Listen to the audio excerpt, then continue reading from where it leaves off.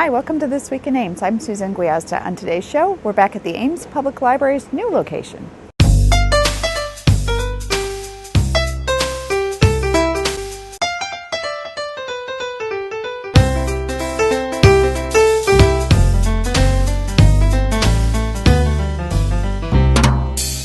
So I'm here with Interim Library Director Lynn Carey. Lynn, welcome to the show. Thank you so much. It's nice to be here. And thank you for hosting us in your beautiful new library. We haven't been here since you opened for good. Yes. And tell us a little bit about the transition to this new location, your hours, and what people can expect when they come. Well, the transition has been surprisingly wonderful because people walk in here and after they figure out where to return their books, their first response has been, wow, this is a real library. And you did open early. It did open early through the efforts of our wonderful staff and tremendous corps of volunteers, which included many people from other city departments and community members. We were able to open ahead of schedule. And so that was really fun and nice to get back to what we do best, and that's serving our customers. Now, when people come in here, again, they're surprised because you have the full complement of services that you had on Douglas. Pretty close. The one thing that we're missing is meeting room space, but otherwise we have our entire collection here. That just astounds people, but every item is available here. It's a little bit tighter, and we've used top shelves and bottom shelves, but it's all here.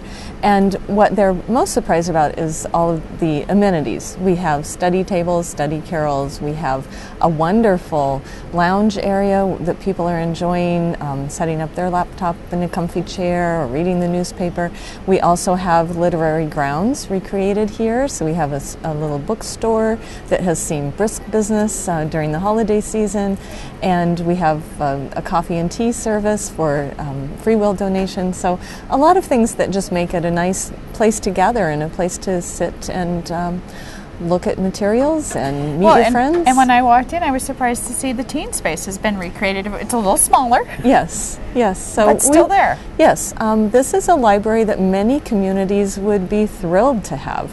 And for us, of course, it's a temporary space, but it will be home for the next 18 months. And we're just very happy that Ames has a nice transitional library.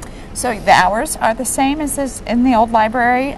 Your phones are working. The internet is back up. Yes, we're back in business, and we have new self-checkout machines for people to come in and try out. We will be using this interim period to try out a few new things that people will see in the renovated library as well. So let's talk about 515 Douglas. Douglas opened up to traffic, so the street outside has been fixed. It's beautiful. It's beautiful and empty. And what's going on at the old library? Well, we handed the library over right after we moved, and it's currently in the hands of abatement specialties, and they are taking care of some asbestos and lead paint that are there. They'll make sure that it's all clean and ready for the general contractors to take over mid-January. All of that is on schedule, and we're just really excited to break ground and move forward. So the only kind of activity you should see at the 515 Douglas location really is construction activity. Exactly. And we'll be updating people on our website with photos and hopefully have some live action too once there's action to see. That website, amespubliclibrary.org, is a great place to go for events, for hours, for phone numbers, for contacts. And that is obviously up and running, a great source of information for patrons. Absolutely. So what do we have on the horizon? We're going to get through the holidays and into the new year, and you're going to start some programming. Then we're back in business. We do have space here for some children's programming, and so it will be the full complement from babies through teens. So watch the website for that. And children's programs will start in mid-January, January 14th. We're also going to experiment with having some of our smaller adult programs here. We have a knitting and crocheting club. We have some book clubs.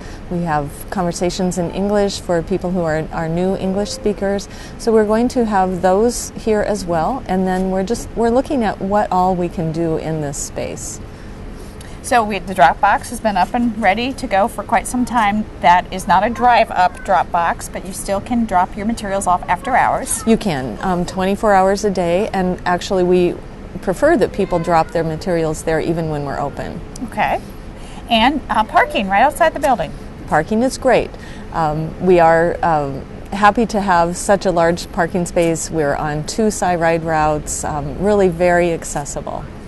So good things are happening here at the Ames Public Library. Obviously, you want people to stop by and check it out. Yes, it's tremendous to have a home again, and we are happy to see new people and returning friends. It's been like old home week here.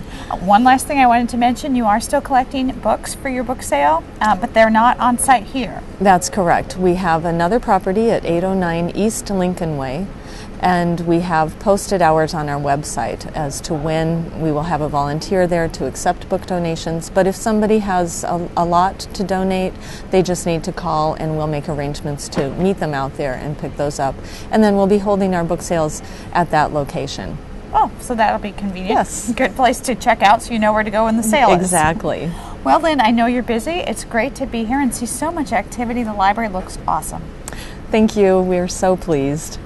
Well, it's not too late to still get those holiday discounts. Both discounts are available to the Furman Aquatic Center and the Ames Dog Park. You can get more information online at cityofames.org. Also, we have some holiday closings. Don't forget that on Tuesday, January 1st, most city offices, as well as the Ames Public Library, will be closed for the New Year's Day holiday.